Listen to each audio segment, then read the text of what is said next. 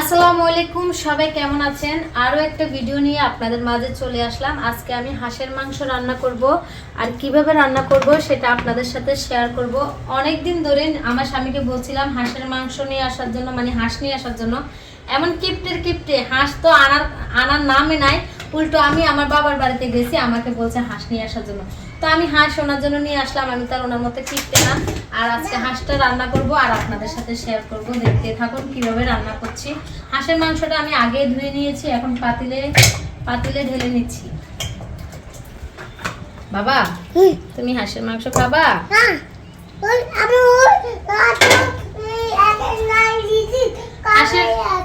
হাঁসের মাংস রান্না করার জন্য আমার লাগবে আদা বাটা, রসুন বাটা, তারপরে পেঁয়াজ আর একটু ধনে পাতা বাটা নিছি। সব মশলাটা এখানে দিয়ে দিব।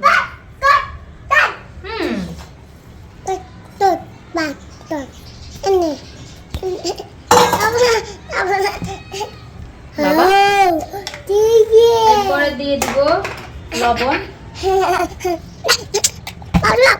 বাবা,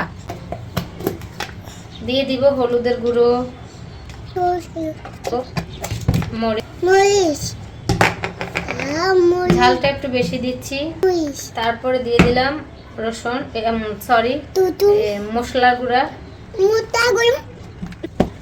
মশলা দেওয়ার পরে এখন দিয়ে দিব তেল।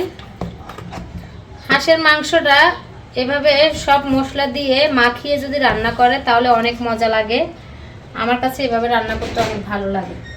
তেলটা পরিমাণ মতো দিচ্ছি, কারণ হাঁসের মাংসতে প্রচুর তেল হয়, একটু কম দিচ্ছি। দেওয়া শেষ। এখন আমি ভালো করে হাঁসের মাংসটা মশলার সাথে মাখিয়ে নিব। ভালো করে মশলার সাথে মাখিয়ে নিয়েছি। এখন আমার হাতটা ধুয়ে একটু পানি দিয়ে দিব।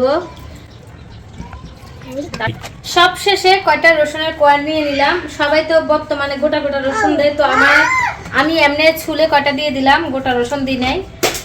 এই সব কিছু দিয়ে মাংসটা রেডি করা হয়ে গেছে। এখন আমি চুলায় বসিয়ে দিলাম, দিয়ে দিলাম। সবাই তো শীতের দিনে হাঁসের মাংস নিয়ে অনেক বড় বড় পার্টি দিছে, খাইছে, তারপরে হাঁসের মাংস রান্না করে ভাইরাল হয়ে গেছে। আমরা গরিব মানুষ, আমাদের অত সামর্থ্য নাই। ছোটখাটো একটা হাঁস এনে আজকে রান্না করব, আর স্বামী এবং সন্তান নিয়ে খাবো, আর আপনাদের সাথে শেয়ার করব।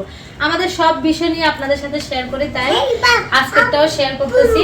সবাই আমাদেরকে ভালোবাসা দিবেন। আপনাদের ভালোবাসার জন্যই আমরা আপনাদের কাছে এই ভিডিওগুলো সবসময় প্রচার করে থাকি।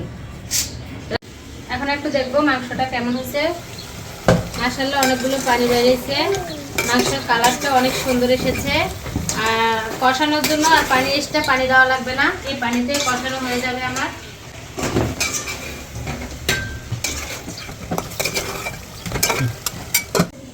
মাংসটা কষানো হয়ে গেছে।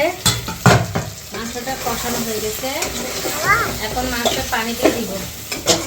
মাংস রান্না কষানোর পরে মাংসতে যদি গরম পানি দেন তাহলে মাংসটা মানে স্বাদটা কোথাও যাবে না, আর যদি ঠান্ডা পানি দেন তখন আবার কাঁচা কাঁচা চলে আসবে আর স্বাদটা চলে যাবে। তাই আমি গরম পানি দিচ্ছি মাংসতে। গরম পানি দিয়ে দিলাম, আবার একটু ভালো করে। এখন আবার ঢাকনাটা দিয়ে দিলাম মাংসটা হওয়া পর্যন্ত। হাঁসের মাংস আমার রান্না করা শেষ। এখন একটু খেয়ে দিয়ে যাচাই করার পালা কেমন হয়েছে, না হলে তো আবার স্বামীর বকা শুনতে হবে রান্না যদি ভালো না হয়। তো এখন একটু নিয়ে দেখবো, খেয়ে দেখবো কেমন হয়েছে মাংসটা।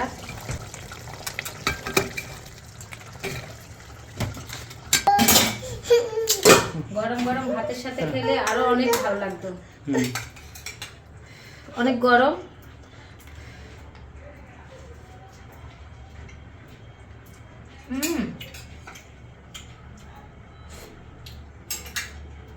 অনেক মজা হয়েছে। স্বামী আজকে পেট ভরে ভাত খাবে, 2 প্লেট। হাঁসের মাংসটা আমার রান্না করে শেষ।